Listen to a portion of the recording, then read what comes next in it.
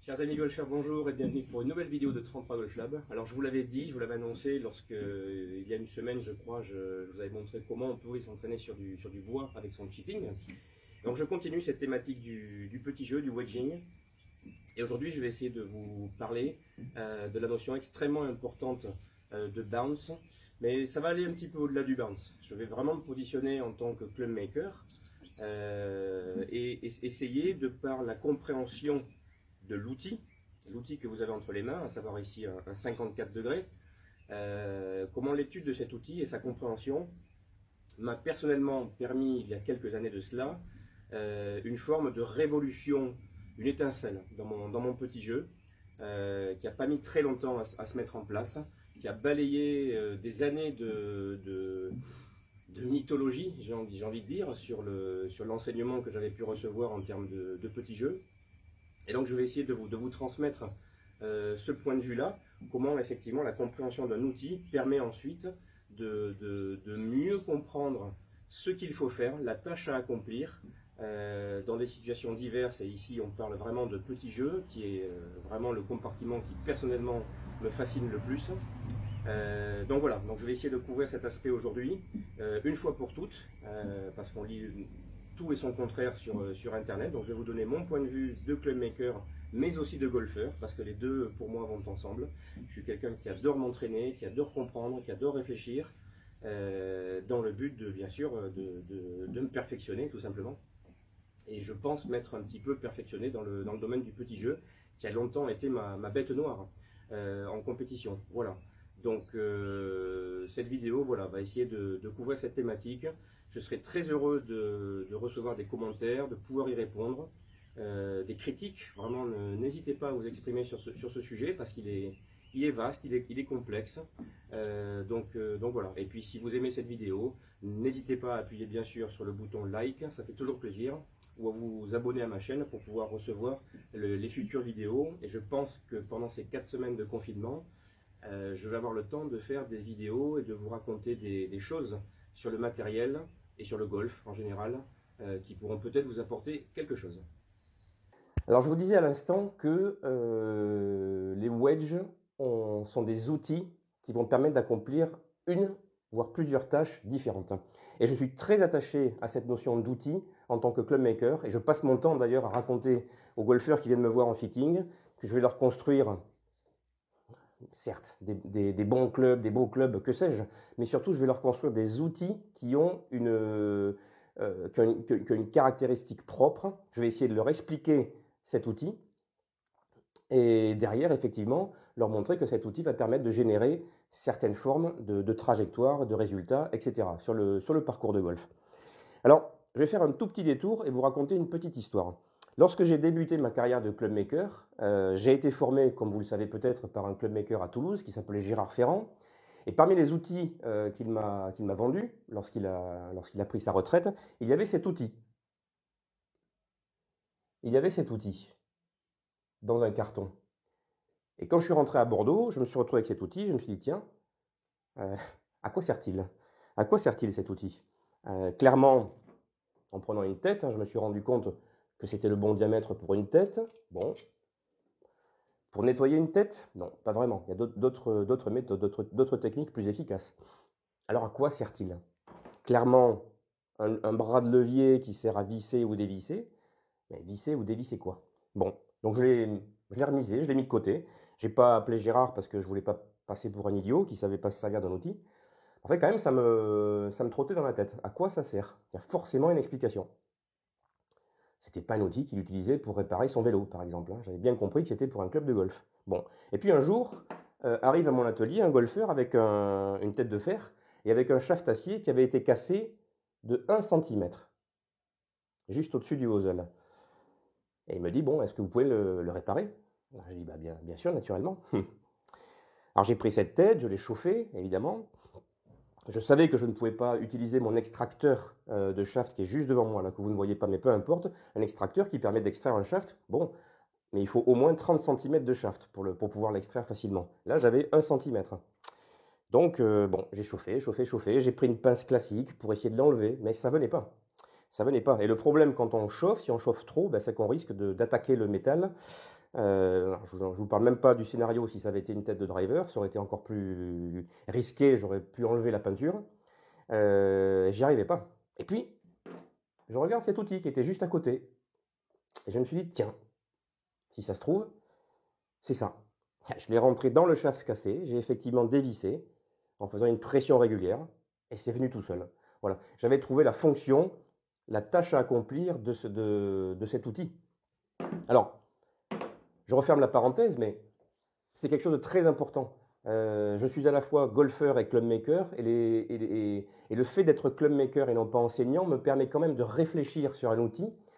Et le wedge, un sand wedge, un lob wedge, un gap wedge, avec leur bounce, avec leurs caractéristiques propres, eh bien, ce sont des outils à part dans le sac du golfeur.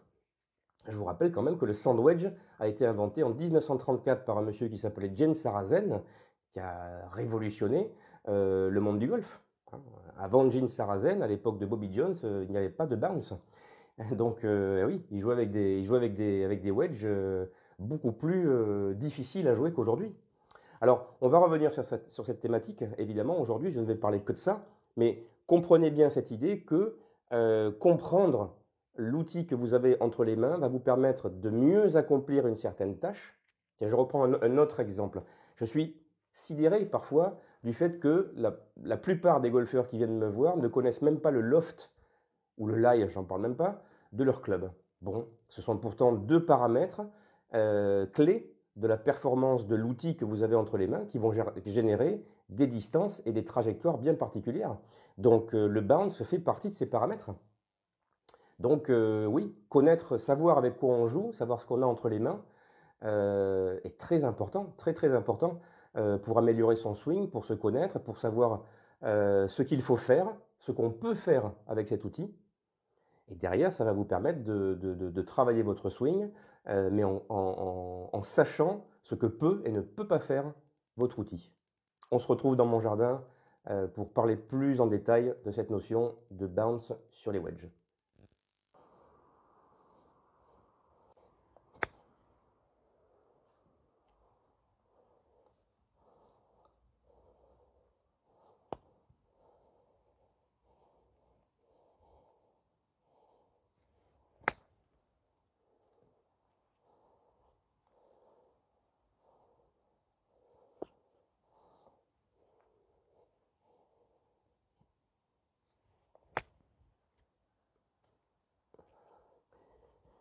Bien, alors me voici dans mon jardin en train de faire des petites chips avec mon lob wedge Vega Alcor, 58 degrés.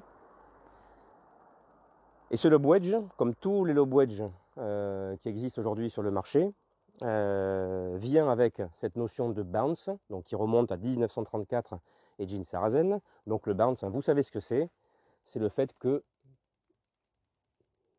ici, il y a cet angle remontant qu'on ne trouve que sur des wedges. Sur les fers, il y a très peu de bounce, voire pas de bounce du tout. Donc si ce bounce est là, c'est qu'il a donc une utilité, une fonction particulière. Et il ne faut pas en avoir peur. Non seulement il ne faut pas en avoir peur, mais vous allez le voir, bounce is your friend, comme le disent de nombreux spécialistes des wedges, à commencer par Bob Vokey, le designer des Vokey de chez Titleist. Bounce is your friend. Alors si le bounce est mon ami, eh bien oui, je crois qu'il y a intérêt à l'utiliser et à savoir comment l'utiliser et dans quelle situation. Alors, je vous disais qu'un wedge a deux fonctions, multitask. La première, je viens de le dire, c'est le bounce, bon, qui va être précieux dans de nombreuses situations, si ce n'est la majorité des situations autour du green. Et la deuxième tâche, une tâche beaucoup plus classique qu'on affecte à un fer, eh bien, c'est la fonction de creuser, ou en tout cas de couper de l'herbe avec la face avant qu'on appelle le leading edge. Bref, pour schématiser, et comme je le répète à chaque fitting aux golfeurs qui viennent me voir, cet outil que vous avez entre les mains a deux fonctions. Couper de l'herbe, voire creuser, ou rebondir, puisque to bounce, en anglais, ça signifie bien rebondir. Donc posez-vous la question lorsque vous arrivez autour du green, 30, 40, 50 mètres, souhaitez-vous rebondir ou souhaitez-vous couper ou creuser? Si vous répondez à l'une de ces deux, eh bien vous allez voir que ça va avoir une influence sur la façon d'utiliser ce wedge et la façon d'utiliser les angles, puisqu'ici, ça aussi je ne cesse de le répéter, un club de golf, c'est des mathématiques, de la physique et de la géométrie. Et donc les angles qu'on va affecter à ce club, à l'adresse et pendant le swing, vont affecter le bounce, ils vont le modifier et vont donc vous permettre de jouer certains coups avec une grande manœuvre de sécurité. Alors pourquoi on vous dit que bounce is your friend? Le bounce, c'est mon ami. Et moi je vois trois raisons à cela. Et je suis d'accord avec ça. J'ai pu l'expérimenter. La première raison, c'est la tolérance. Lorsque vous jouez avec le bounce, lorsque le club arrive avec un angle d'attaque qui est beaucoup plus horizontal que si on joue avec le leading edge, j'en reparlerai dans 2 secondes tout à l'heure avec la technique, mais bref, lorsqu'on joue avec le bounce, eh bien, si l'on vient frotter l'herbe juste avant la balle, autrement dit faire une gratte, eh bien le club va continuer quand même à glisser, parce qu'il ne va pas creuser le sol. Donc le club va passer sous la balle, va l'extirper, et va vous permettre de générer une approche correcte.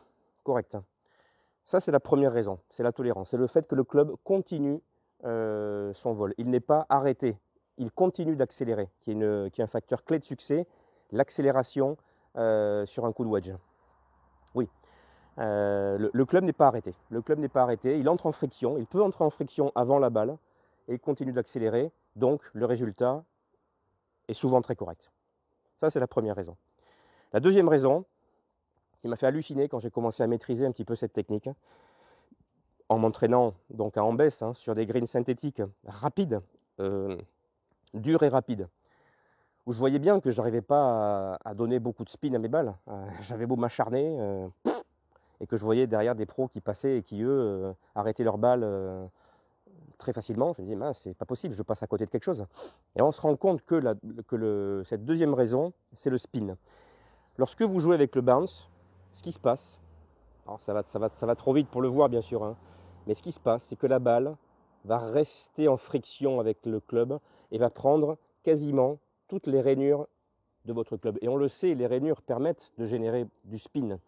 Donc ça, c'est la deuxième raison pour laquelle le bounce is your friend, c'est que cela permet de générer un taux de spin beaucoup plus impressionnant. D'ailleurs, c'est pas moi qui le dis, c'est un expert en la matière, un monsieur que j'adorais quand j'étais gamin, qui s'appelait Lee Trevino, un artiste du wedging, un Texan qui a été habitué à travailler sur des sols très durs, et il le dit lui-même, qu'est-ce qui crée du bounce, qu'est-ce qui crée du spin, pardon, c'est le bounce.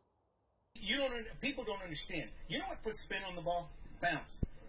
Bounce is what puts spin on the ball. When you put a wedge down at 56 degrees and you hit a golf ball, at the same moment that this bounce catches the ground, the ball is on the club face. And the club actually bounces into the ball and makes it spin up those grooves. And that's what puts the spin on it. When you put your hands forward and you take the loft off that club and make it a 9-iron, now you don't have 14 degrees of bounce on here, you only have 7. Alors, cette notion de générer davantage de spin, moi, m'intéresse beaucoup parce que je suis quelqu'un qui suis très mauvais pour évaluer la notion de roule sur un green. Il y a des gens qui sont beaucoup plus forts que moi à ce niveau-là. Et moi, j'ai jamais pu vraiment déterminer quelle quantité de roule mon approche va prendre une fois qu'elle aura atterri sur le green. Avec la technique du bounce, quand on finit par réaliser que c'est 2 rebonds stop, forcément ça permet de travailler son wedging différemment. Et grosso modo, si je prends mon cas, moi quand je fais une approche classique autour du green à 20 mètres, je vise à 18 mètres, c'est-à-dire 2-3 mètres avant le drapeau, et puis je sais que ma balle va s'arrêter derrière. Donc ça, c'est quand même très confortable, je trouve. Et enfin, la troisième et dernière raison pour laquelle bounce is your friend, c'est la notion de loft dynamique à l'impact.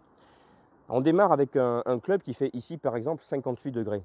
Et lorsque vous jouez avec le bounce, bien, et je vais vous expliquer ça plus en détail dans quelques secondes, bien, on va chercher à se retrouver avec un shaft qui se retrouve dans la même position qu'à l'adresse. Autrement dit, à l'impact, eh ben, je vais me retrouver avec un 58, 57 ou 59, très proche de 58 degrés de loft.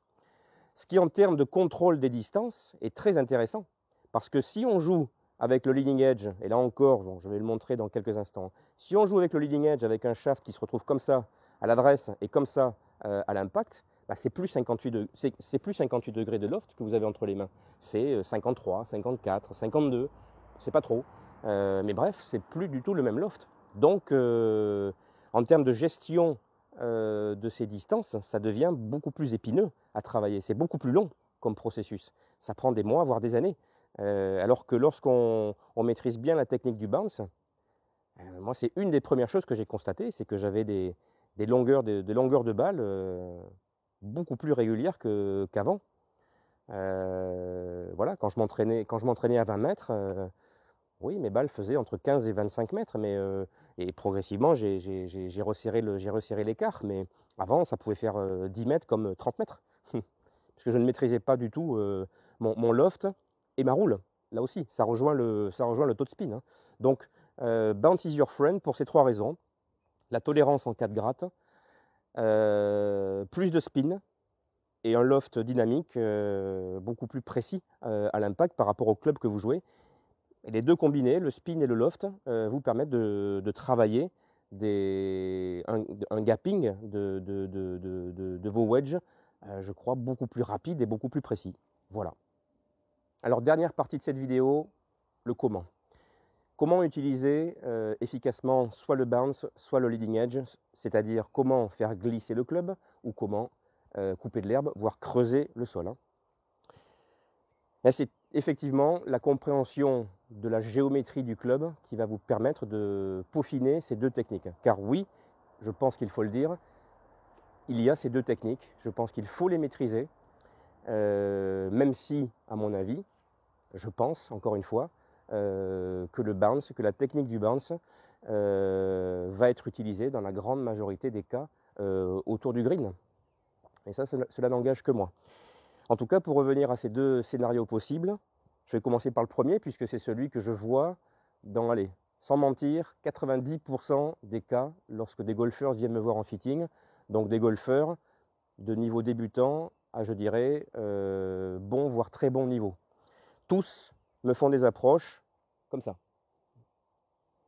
Balle au pied droit, les mains en avant, le poids sur la jambe gauche, et on creuse. On ne peut que creuser. Et lorsqu'on en a marre de creuser d'ailleurs, lorsqu'on creuse trop, eh bien, inévitablement, on va se relever pour faire des tops. On va bloquer pour des sockets.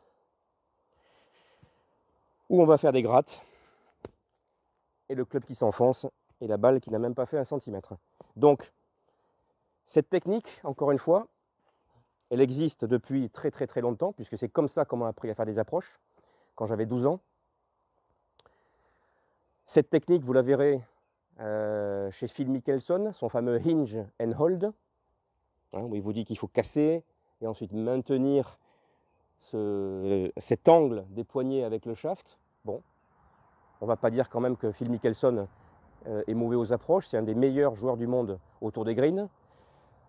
Ce qu'on ne dit pas, c'est qu'il a été élevé, son père avait fabriqué un green dans son jardin, et que tout petit, je ne sais pas à quel âge il a démarré le golf, il passait, je ne sais pas, après-midi, matinée à faire des approches dans son jardin. Donc forcément, on acquiert des sensations, une technique et une confiance. Une confiance, je pense que c'est le mot-clé, hein, une confiance gigantesque. Moi, personnellement, j'ai joué avec cette technique quasiment toute ma carrière de golfeur, en faisant des tops, des grattes, des sockets, et en cherchant à chaque fois les causes. Bon, jusqu'au jour où j'en ai eu marre, où j'ai entendu parler du bounce, où j'ai commencé à l'utiliser. Je n'ai plus jamais fait une seule socket.